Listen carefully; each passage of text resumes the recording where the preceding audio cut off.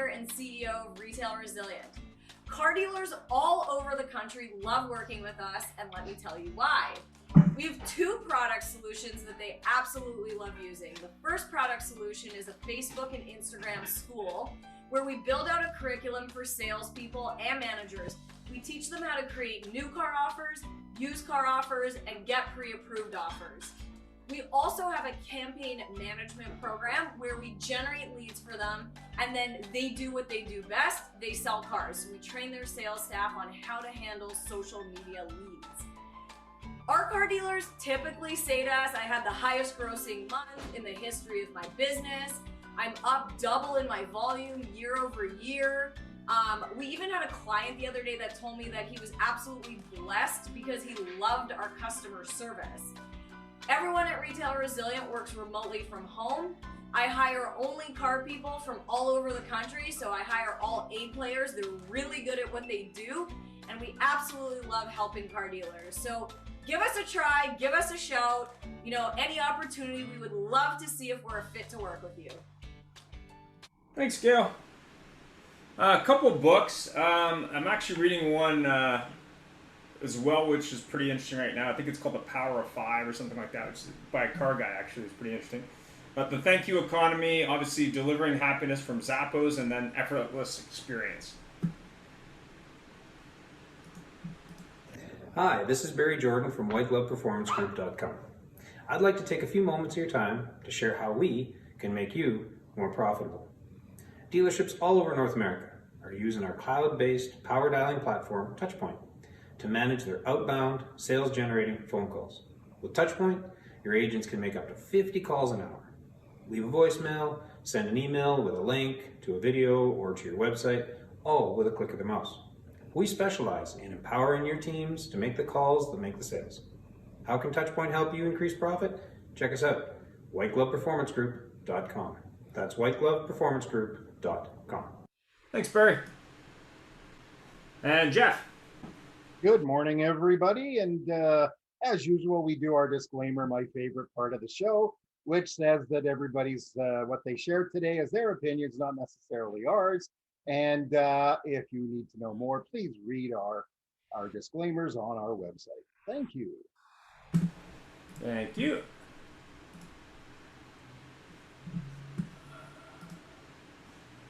Now for John. In a busy dealership environment, finding time, ways, and means to maximize sales potential can seem overwhelming. And that's where we come in with the Performance Management Partnership, a unique and proven solution to help you increase sales and market share. The program includes needs-specific skills training, coaching, mentoring, and counseling. By focusing on critical factors, behavior goals, outcome goals, and performance-specific analytics, we help you build an effective, high-performance sales culture. As your team increases sales by an average of just 1 or 2 deals per month per sales rep, the math will speak for itself. For example, 2 additional sales times 6 sales reps over 12 months equals 144 additional sales per year. Multiply that by an average front and back end gross of $3,000, and you just made an extra $432,000. We've helped dealerships achieve closing ratios as high as 51.9% and volume increases as high as 43.7%. And we do this with the program's ongoing support, weekly phone conferences, monthly on-site meetings, and precise feedback targeting specific needs. Call us to learn more. Thanks, John. And this is the month-end show. So go ahead, Jeff. Oh, thank you, Ian. Well, it's a month-end show, and as we find, especially a month like this, where the end of the month on Wednesday is actually the end of the month, unlike one that ends on a Friday, and the manufacturer lets you extend everything over Saturday and Sunday. The office isn't open. Everybody panics. So rather than push the envelope and get people on to say things, we have our patented about 3 or 4 times a year. We do the Ian and Jeff month end show, and we talk about a variety of topics. And this show is basically about the customer experience, as you may have guessed from the video. And it's very interesting from my position on this. I take a look at that, and in the car business, so many times, even though we've gotten so much better, so many times we forget about that. We've been through a pandemic and we're saying, oh, we got to do extra things. And then we fall back onto our own things. And Ian and I were talking this morning, actually, we send out our emails for the show and we get a whole pile of autoresponders. It seems that people are going on holidays again. And one particular dealer principal, who shall remain nameless, I get their automatic responder. And the responder says, I am away till July 2nd.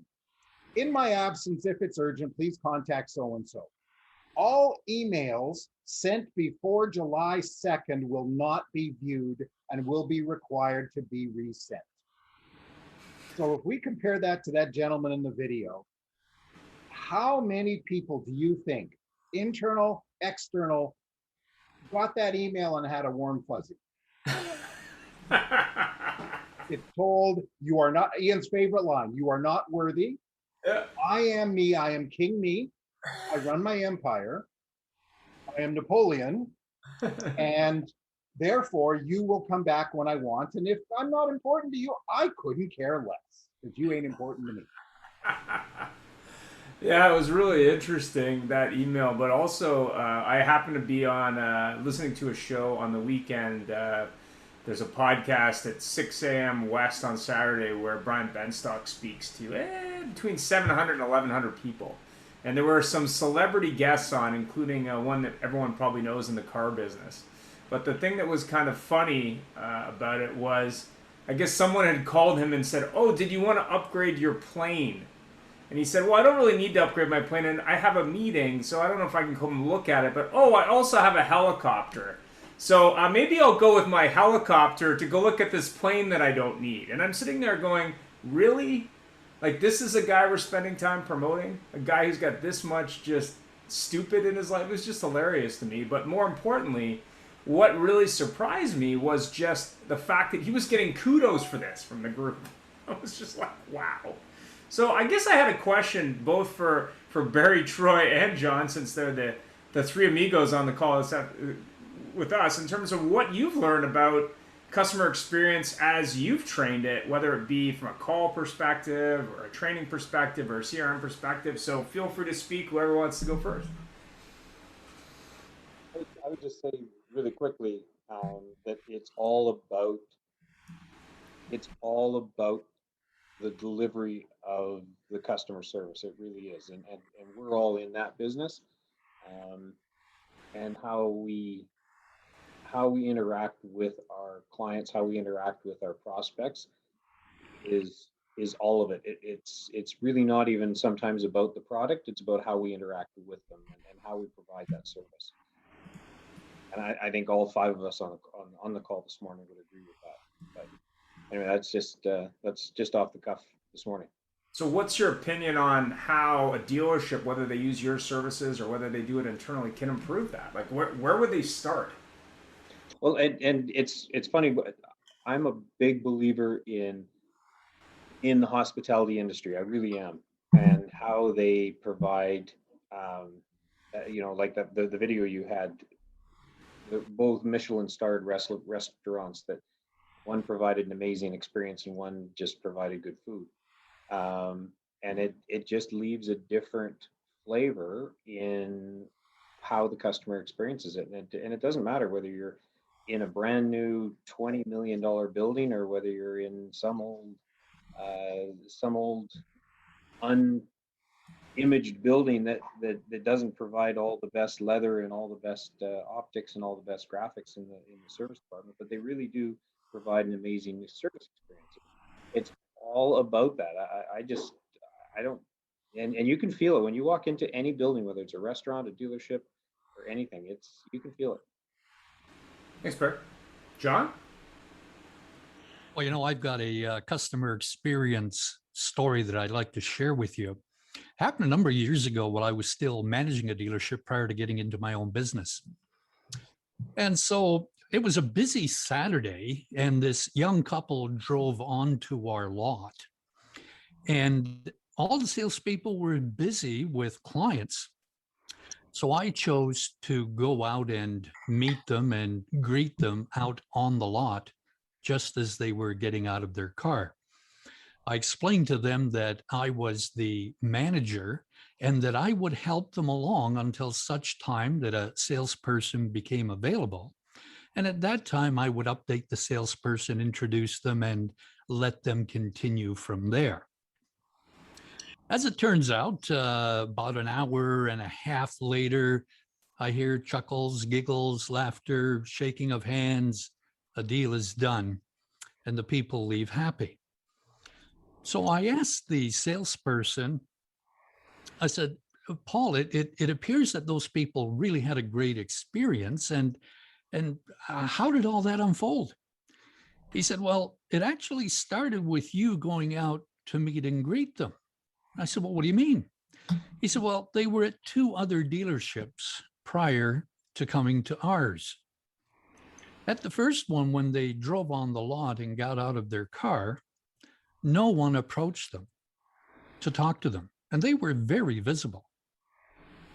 He said the second place they went to, there were a group of salespeople outside on the lot having a cigarette, and obviously it was someone's turn or opportunity. And that person was upset, apparently, because they were being interrupted. He threw his cigarette down, stomped on it, walked toward the young couple aggressively, and they didn't feel very comfortable, and they left. When they got in their car, apparently they said to each other that the next place we stop at, where we're treated with some respect and dignity, regardless of the brand, we're going to purchase a vehicle there.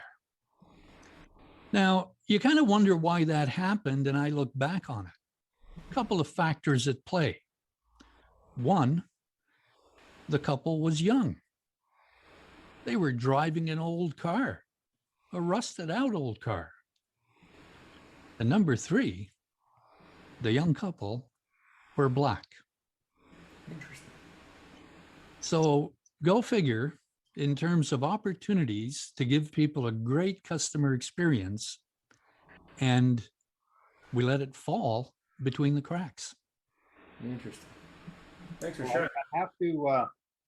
I have to respond to that because, not respond, comment on that. We forget something. And, you know, every one of us on this call has been in the business a long time. And we forget the fact that we're working to get somebody else's money. And many of us just think it's our due. Salespeople, and a lot of it goes back to the industry, in my opinion.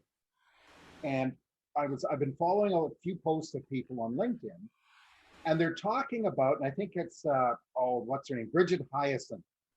Yeah. I can't remember, but she really promotes this thing about treating staff properly. And when I started selling cars, and John, you probably had the same experience, and Barry, you're just a young guy, so you don't get it.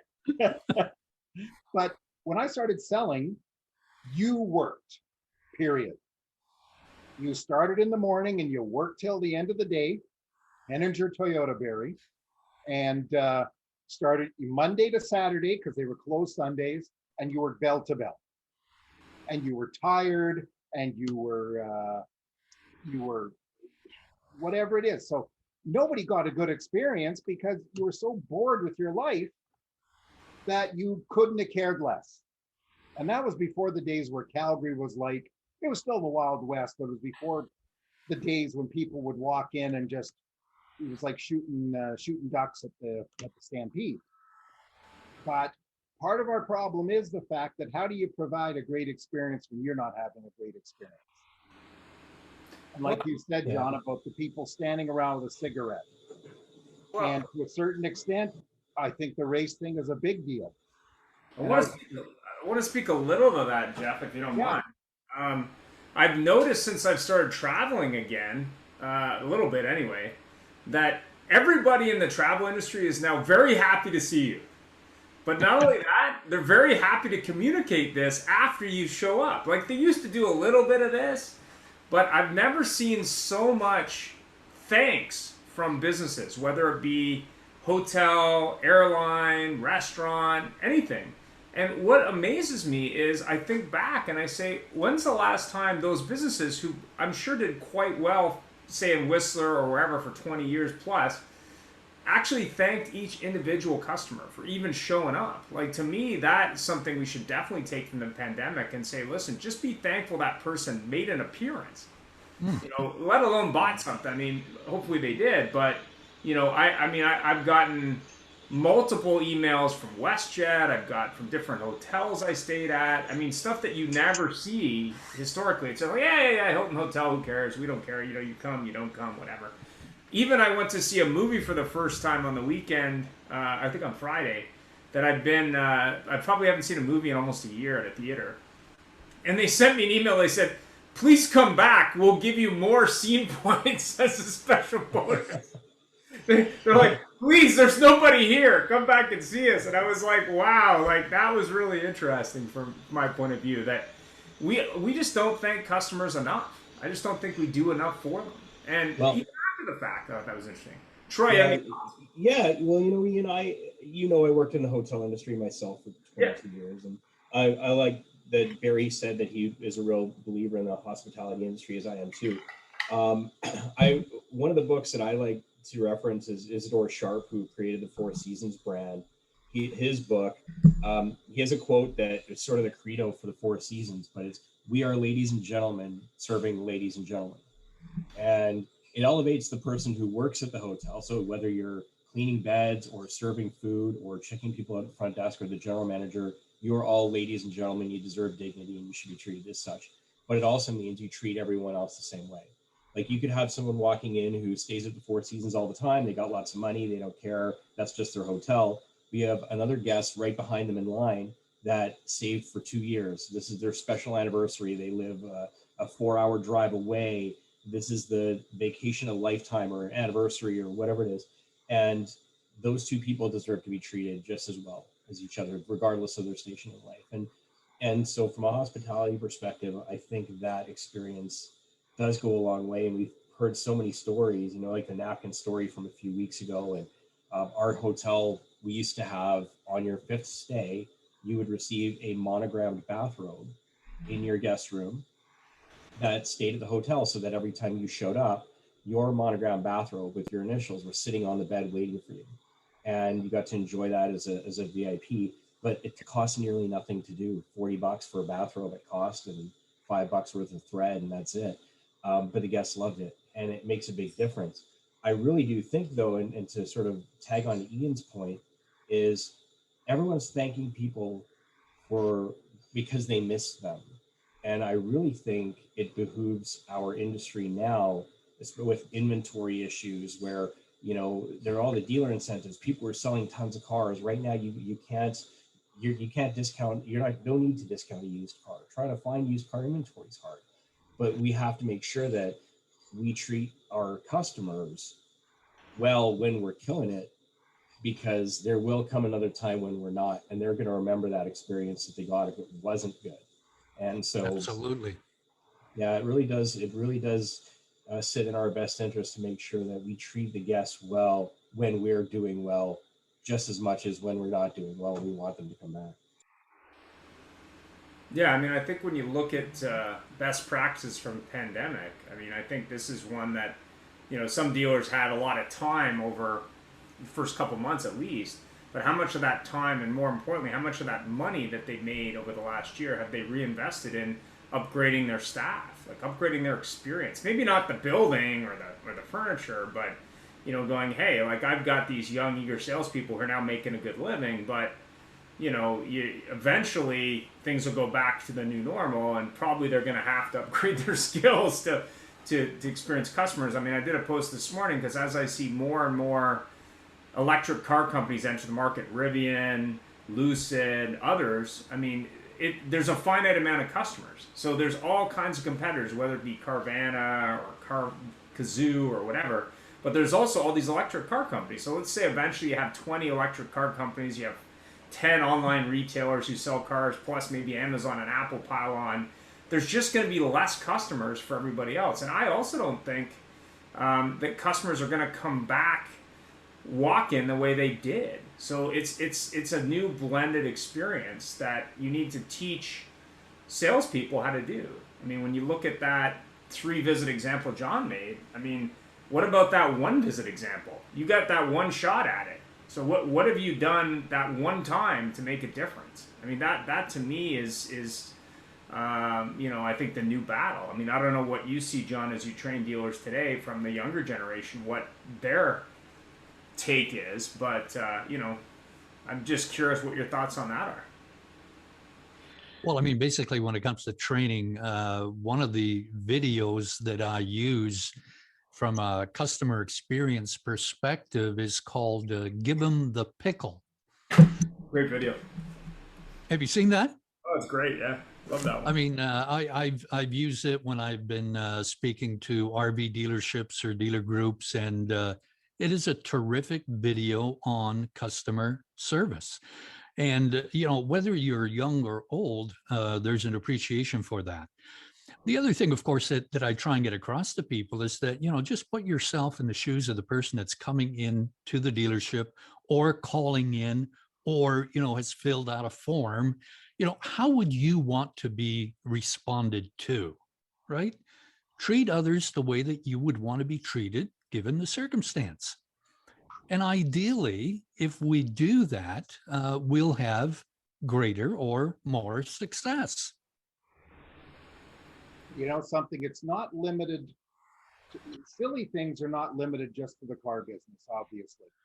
No. And you reminded me of something that was tremendous and on the bad side. My wife likes to, how would I say it, buy things. No.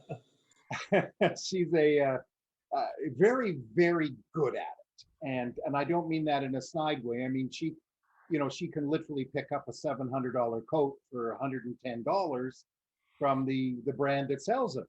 But we're walking down quite a trendy shopping street here in Vancouver.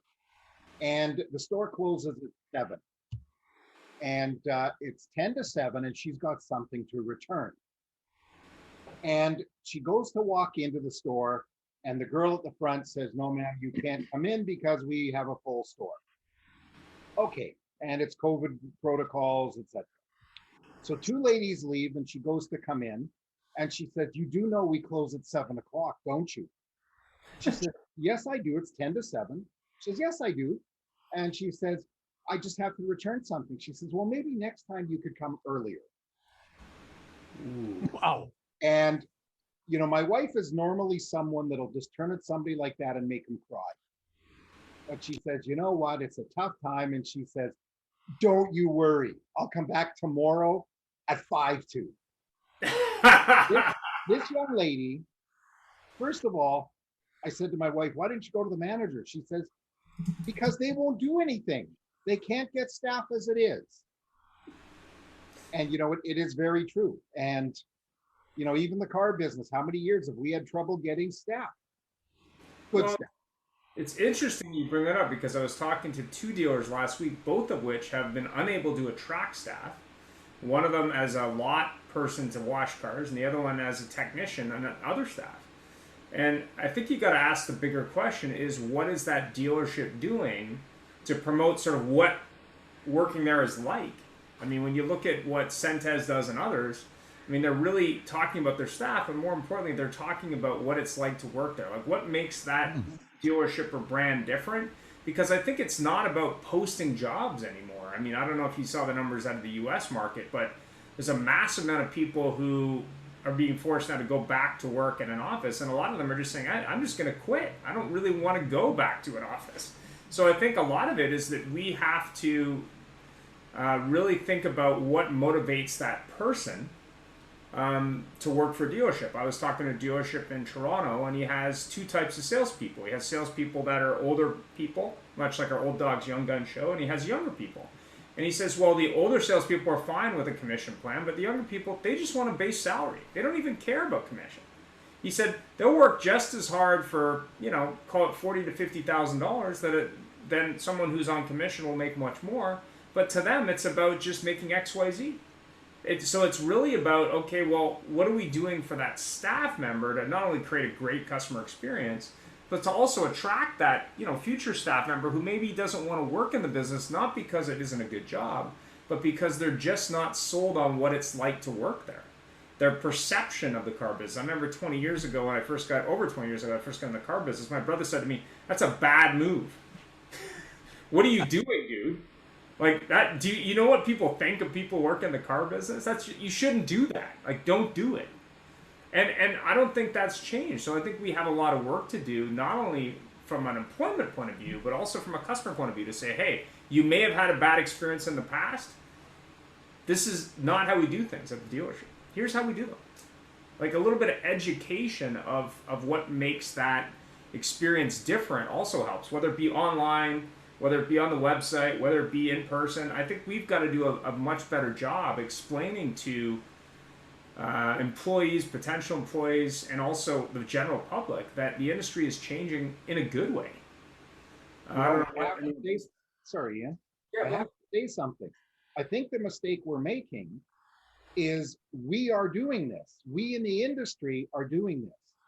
And we are trying to explain to people outside of the industry why they should come into this industry in the way we've been doing it for 20 and 30 and 40 years. We're not explaining it to them from their standpoint. It's like you said, the younger people in sales are happy to do their 40 or 50. The older people need 150 or they ain't going to work. The younger people want a 6-8 hour workday, 5 days a week. They want to go live their experiences. The older people have given up their lives and are happy to give up their families, so to speak. But when we promote the business, which is a great business, Stephen Granger, I just love that everything you hear from this guy is positivity. I wish I could be so positive. And it's positivity, but we are trying to promote it. And Pamela Pearson from Centes and Penticton, BC, is a perfect example of showing the good part of the industry. You don't see that. You don't see that from the gentleman with the plane. He said what's good about the industry is him.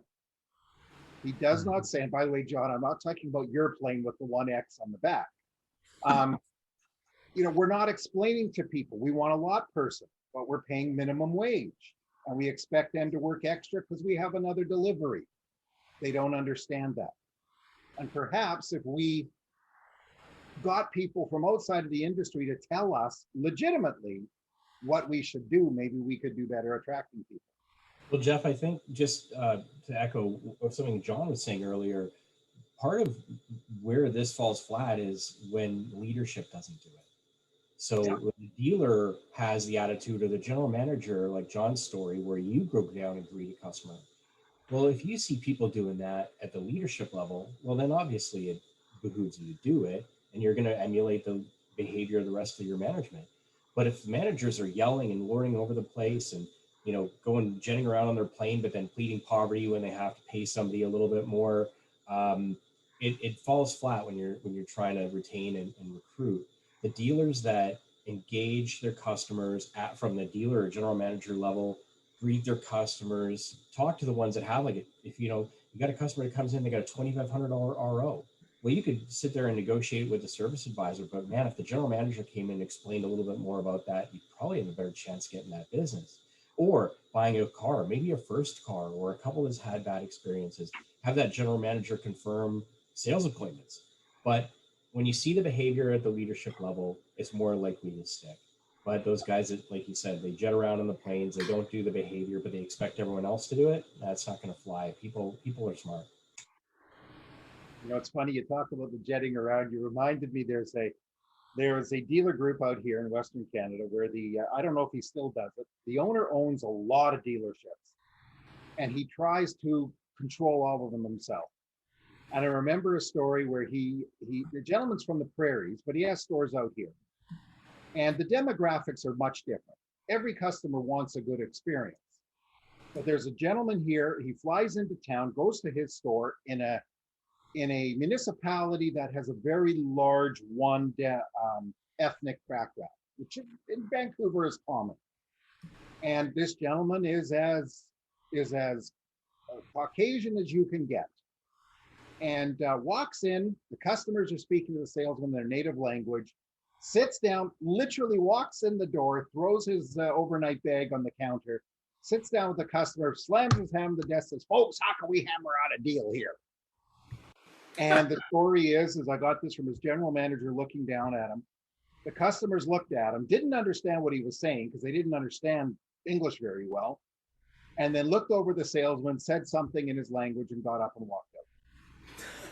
Where the owner, after that, took the salesman upstairs, sat him down in front of the GM, and ripped him a new one. Wow. And you know what? It's a case of no long, it's me. It's about them, not me. Yeah, I mean, I've had the benefit of working with dealer principals, managers, salespeople, service staff all over North America. And the thing that I think is always interesting is running into someone who has, whether it be a little bit of experience or a lot of experience in the industry, who really is just interested in upgrading that experience. I mean, that's what really got me interested in the car business initially, but also has driven me ever since, is the bar is set so low, and it amazes me even today that bar is set still so low. I mean, there's so much opportunity to change the channel, change the discussion, change the experience at scale in the car business, because it's not that difficult. It just care a little bit more about people and a little bit less about the techno mumbo jumbo. Like I still see to this day, salespeople, rightly or wrongly, are trained a lot about engine dynamics and technology and all this stuff, but they're missing the key component, which is asking questions and listening to what the customer wants to hear about. That's what it used to amaze me when I worked for Honda and we did these walk-around competitions, and I'm like, this is interesting, but it doesn't sell more vehicles. And I remember doing, I think I qualified for quarterly finals or regional final, and they didn't even have a person I was dealing with as a customer. It was just me presenting to a bunch of guys from Honda Canada.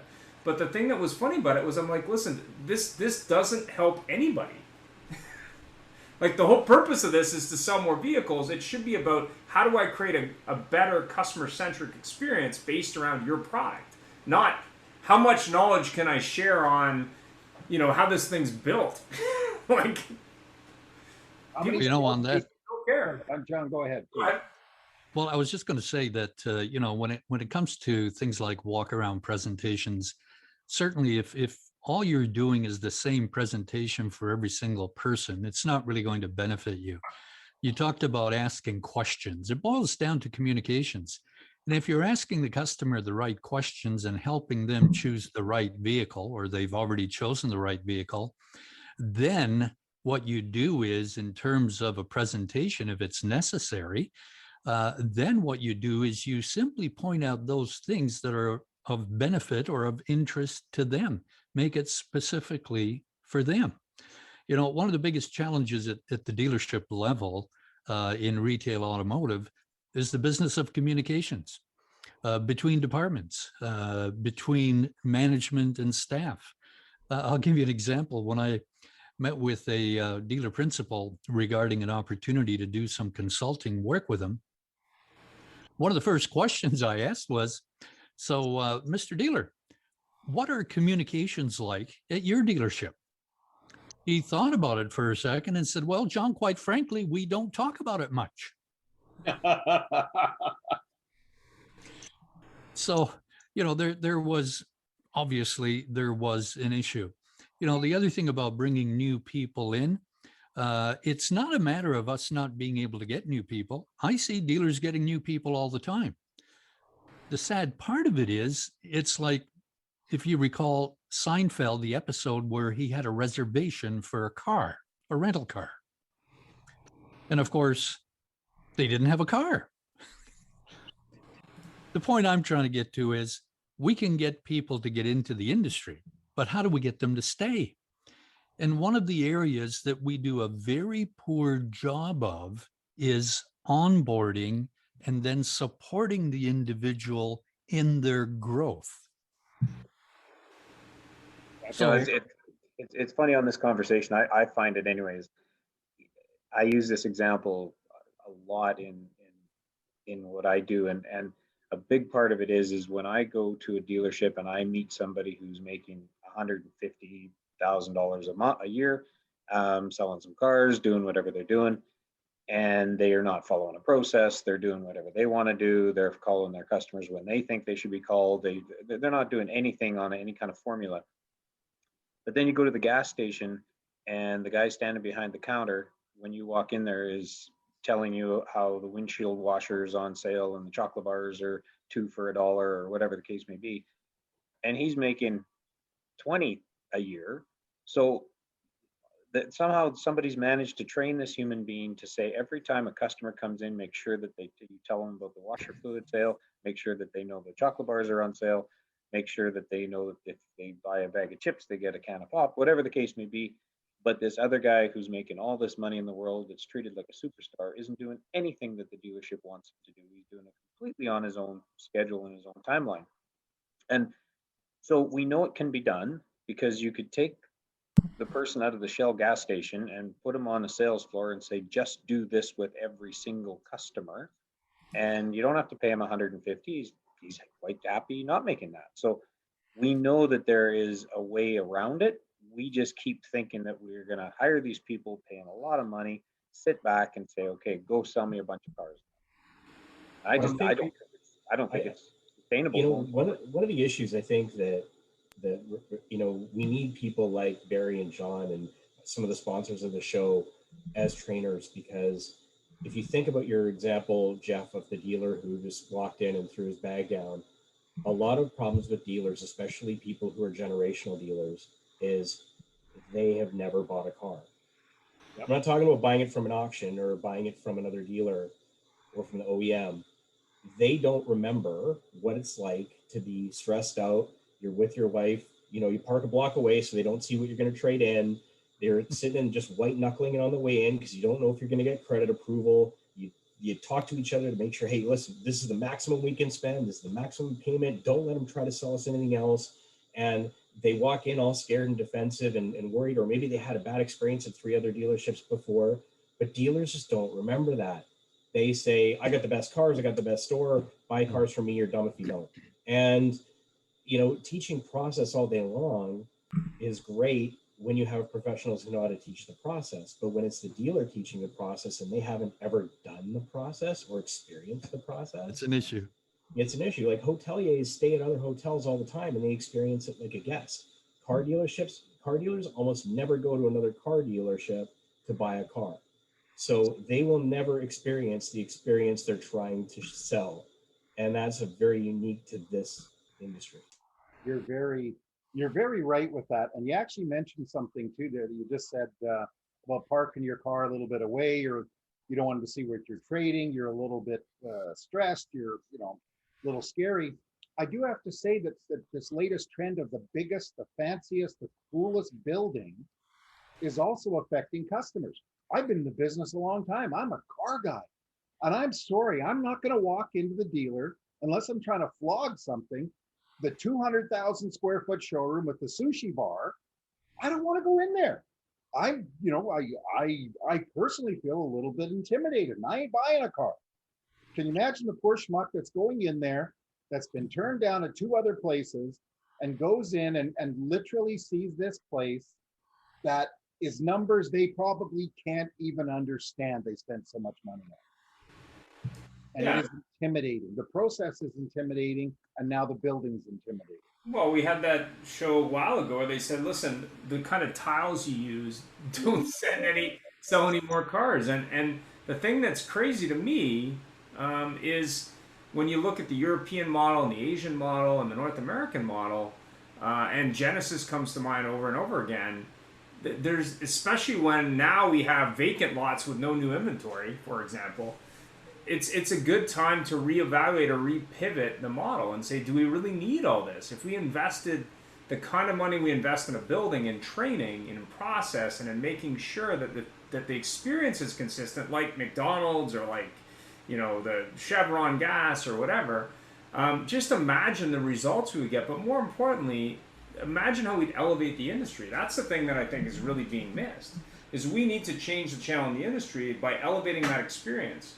Right, and I think some brands do it better than others, but coincidentally, are also the brands with the fanciest stores, which I think is how they justify it. Like when you look at what Mercedes-Benz built here in Vancouver a couple years ago, to sort of, to mirror what Brian Jessel and the boys have built. I mean, if they had a smaller building with better customer service and better training, they probably wouldn't need that. I mean, you look at the square footage of a Tesla showroom, and I think, Jeff, you were saying Rivian's building a showroom here locally, as is Lucid. They're not building 150,000 square foot showrooms. They don't need to. So to me, that tells me that you don't need to either. It is so true that we, again, it's almost a case of where we have an incestuous relationship with ourselves. Because what we're doing is we're not building the building the customer wants. Now, I argue a little bit with Ian because I believe a Mercedes-Benz customer wants the fancy building. They want the shoe shiner. They want the valet parking, perhaps. I'm not a Mercedes buyer. Yeah. But the Toyota buyer, I'm trying to think of who else here is just keep building showrooms. A mini buyer doesn't want that. Maybe a decent model. I mean, I think it's a little better than their older models, but again, it's what do you really need to sell more vehicles, building wise? I think right now you need more vehicles.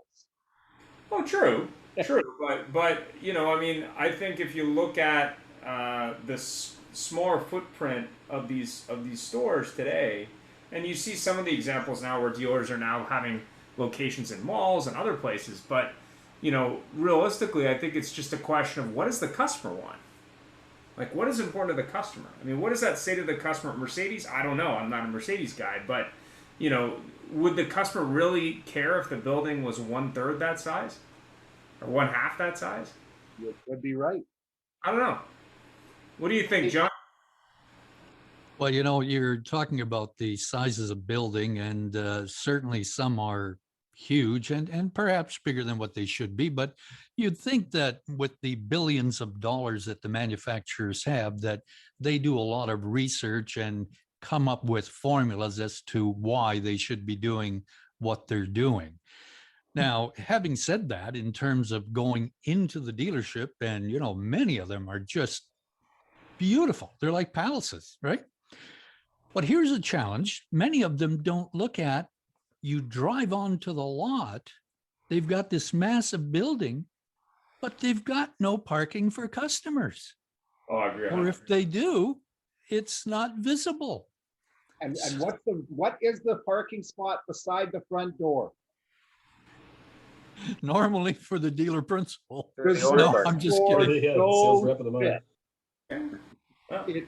It's phenomenal. And you're right, the parking is atrocious on every new dealership, every single one.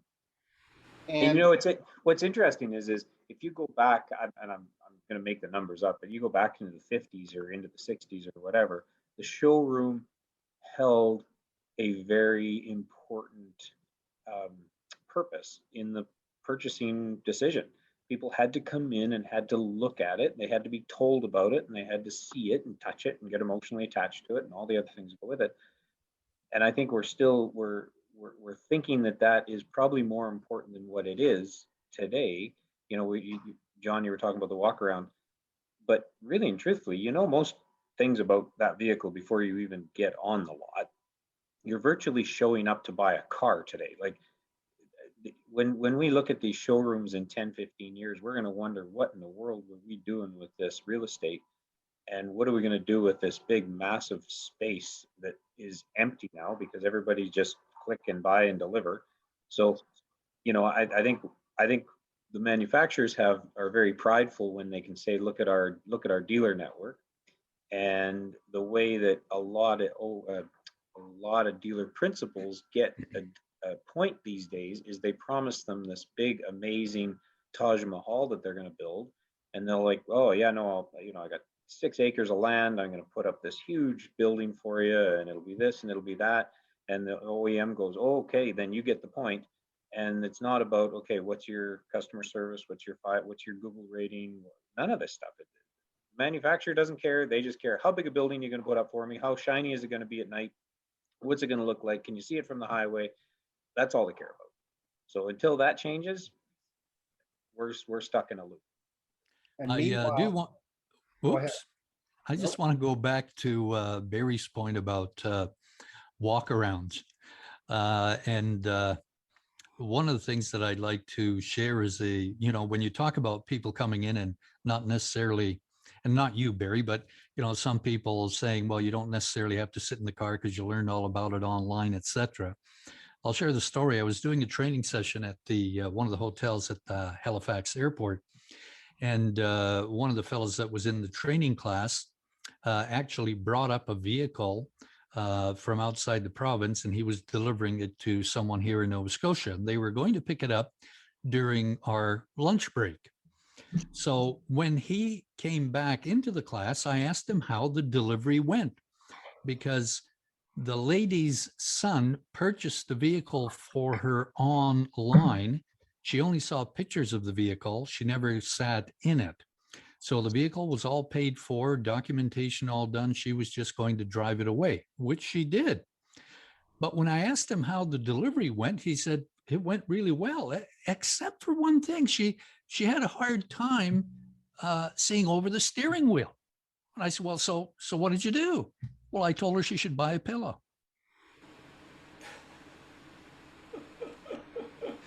In other words, this person ended up buying a vehicle that didn't fit her physically. So it's really important. And I caution people about buying vehicles online. Not that there's anything wrong with that. It's just that you want to make sure you're able to fit into that vehicle, right? And I think it's a solid point, John, but I think that, if you're anything outside of somewhat average, you're going to know if you typically fit or don't fit. If you are slight in size, you probably should be aware of that. If you are 7 feet tall, that's going to be a consideration. Most vehicles are designed to fit most people. Most of that stuff is going to be looked after, and whether you're average or what. All 5 of us know that when we go to a clothing store, this is something we watch out for, right? So I think that what I was referencing was the walk around used to be so important to actually selling the car, because they had no idea about the car. Like, they just didn't have a clue. And I remember, Jeff, you joke about that. I'm not that old, but I was doing this in the 90s, and pre-internet, they didn't know anything about the car. They didn't, like, nothing. They didn't know how the seat adjusted, where the steering wheel adjustment was. They didn't know anything about the car. And now people are coming in going, well, is this the one that's 0.3 of a centimeter longer than last year's model? Like, they know. So all I was referencing is that it's changed so much from the customer's perspective. It's not always about the raw knowledge. It's about the emotional attachment. Yeah, I would argue that people today probably know more than the person selling the car. Yeah. Well, that's been going on for years. On a basis. It's like, but on John's story, here's where the fault lies. The fault isn't with purchasing a car online, which is being done, and we can't do anything about it. Absolutely. I think the fault is this person put their wants and desires ahead of the customer. Now, the customer has always been not the person who paid for the car. The customer is the person using the car. And in this particular case, he wanted to get it delivered and get back to doing what he wanted to do more than he wanted her to be happy. Because, John, I can almost guarantee, following up on that, if he ever did, they either got rid of the car or they got a hold of the management of the company and says, I need to get out of this car. Because she's not going to be happy. Oh, she's definitely not going to be happy. Yeah. And I remember one of my salespeople at Toyota that screwed up so badly with an older woman. She traded in her Yaris for a Prius, C. She wanted the car. I want a Prius C. Good salesman, experienced salesman, very good with customers. She took the car. It took 3 hours to do. She came back and picked it up. She was very happy. Came back 3 days later to service because there's a problem with her car, and it kept stalling at the light.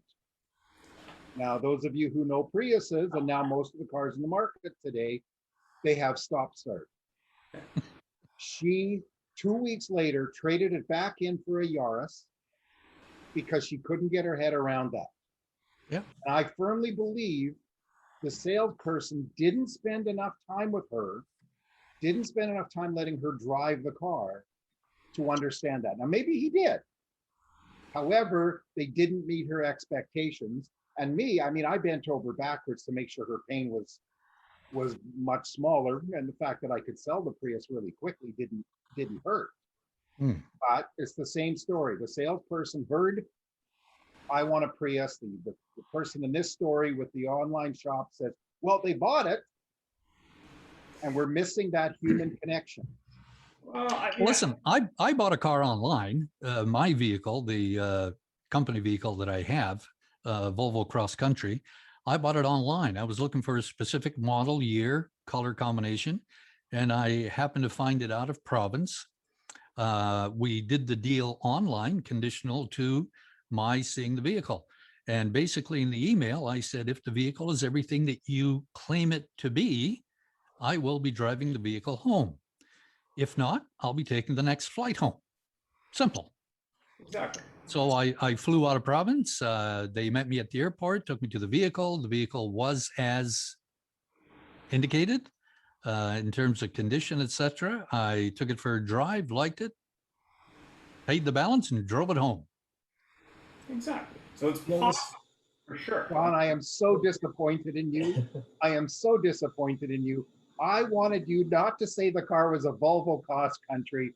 I wanted you to say something like it was a Wrangler with an 8-inch lift and all that stuff, or something out of character.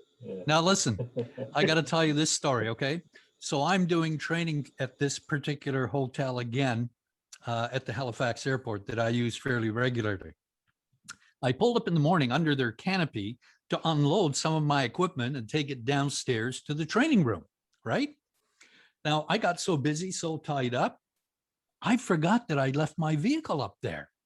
So, of course, we always take the attendees to lunch in the dining room. And in the dining room, as we all sat down, one of the servers came up to me and said, "Sir, are you the gentleman that owns that Volvo?" And I said, "Well, why would you pick on me?" She said, "Well, you look like a Volvo owner." Wow.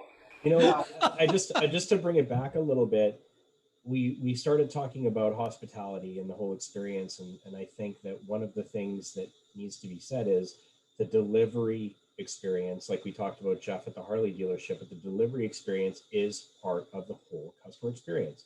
If gotta when you be. get your vehicle, if the vehicle, when you go to pick it up, and Jeff, or Ian, you've seen this, where the vehicle's up, it's stage lit, it's under a black satin cloth, and you go to reveal it, and then you get walked through and you just buy into the whole thing. I really do think that had the delivery experience been as good for that lady who didn't learn about the start stop, it wasn't necessarily the sales job to sell it as a feature of the car, but certainly at the delivery experience, and to bring that delivery as part of the whole experience into it. I mean, I don't talk about how I bought my Harley. I talk about how I got delivered on my Harley. Yeah. And that's important to remember, that it's end-to-end customer experience, not just buying the car online, not just sitting in the car. It's everything about the dealership, including fixed ops when you go to get it fixed later. Yeah, I mean, when I worked at Richmond Honda, we had delivery specialists who just did deliveries for us. And I recently got a vehicle at an open road store, and they have the same thing. Now, there's pros and cons to it. There's pros in terms of that they do it all day long, and they know how to do it, and they get it. Used, it's all good. The con is sometimes the salesman disconnects, so they're not around. Like, I always made sure I was around to touch the customers many times as possible during that, even though I wasn't doing the deliveries in a lot of cases. The reason is it's still the relationship between the salesperson and the customer. The delivery special, I think, is a great tool for large dealerships because you're consistently getting that level of experience. And they can spend an hour with the customer and it's fine because they're paid to do that. But I think to your point, when you look at, there's a guy at Toronto, I think he works at a Porsche store. He's got, he's always got these photos of the delivery with the couple, like, you know, with the thing on it, and then after they get it, and this and that. And that makes a huge difference because it's a large purchase for most people. It's not like they're doing this every week, right? But you know, we've always said the problem, and I don't like delivery specialists because the person buys the salesperson. The customer does not buy the car, they buy the salesperson. True. In my opinion. And with the exception of Canada Drives and Carvana, I think a satin sheet's way better with the salesperson telling them than a nice person in a polo shirt pulling up in a blue pickup truck with a blue trailer as they back the car out. In my opinion. I don't know. I mean, I think it depends on volume. I think when you look at it and you say, okay, today the dealers probably don't have the volume. But, you know, when I was selling 25, 30 cars a month, and granted, I did some of the presentation myself in a lot of cases because the guy was busy that we had. And I was always there during the entire thing to supervise anyway.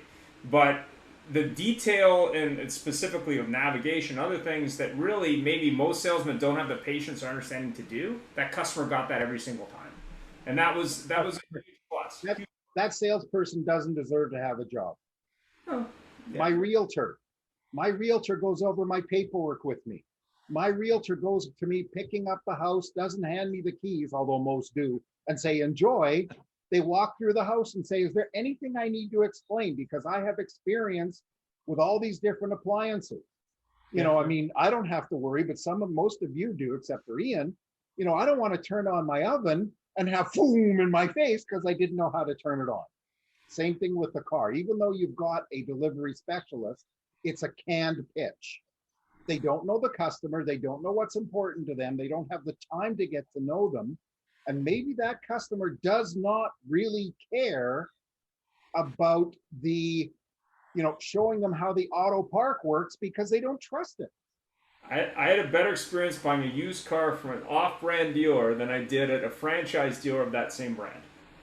So that's happened. Everything I need to know. Now, I think to your point, Jeff, perhaps what we need to do as an industry, and although it'd be a little challenging, is decide on whether the model that we're using is going to be a relational model of selling or simply transactional. Yep. And there's a place for both. Don't disagree there.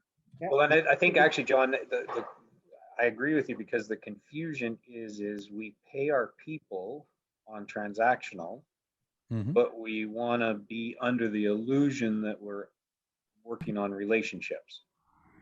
And the two do not speak to each other. You can't say to me, okay, I'm going to pay you 25% of everything you kill.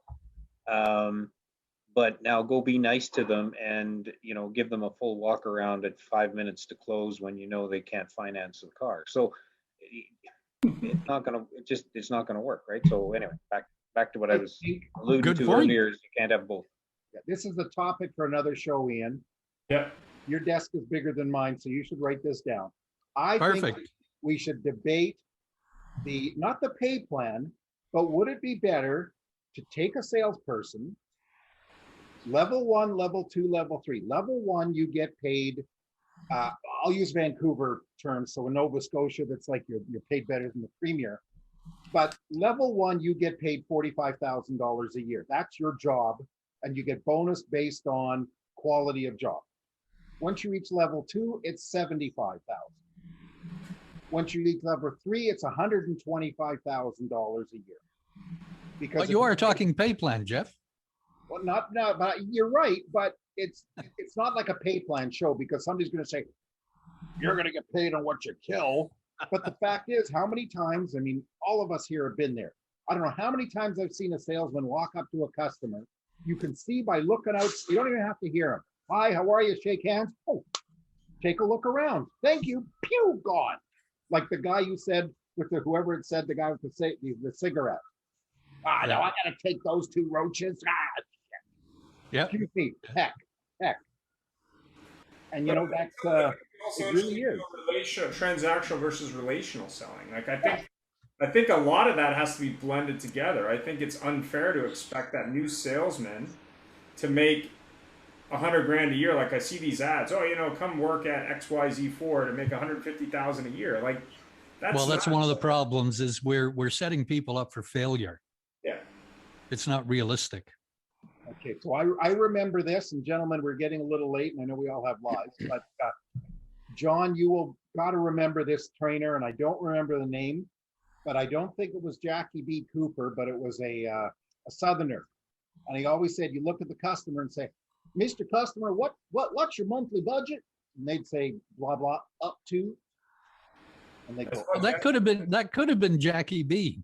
yeah, could have been, but and that up to, that's the ad. Our salespeople can earn up to, little tiny up to, or savings up to 70% off. You Yeah. can get up to $45,000 back on this Ram pick. Oh, wait a minute, that was 2 years ago. But it's true. So Well, we're out of time. Great conversation as always. gentlemen. thank Very you. Pleasure. Have a great day. Thank you as always, Troy, Barry, Thank you, John. buddy. I appreciate it, and have a great week and stay cool. All right. For sure. All the best. Bye.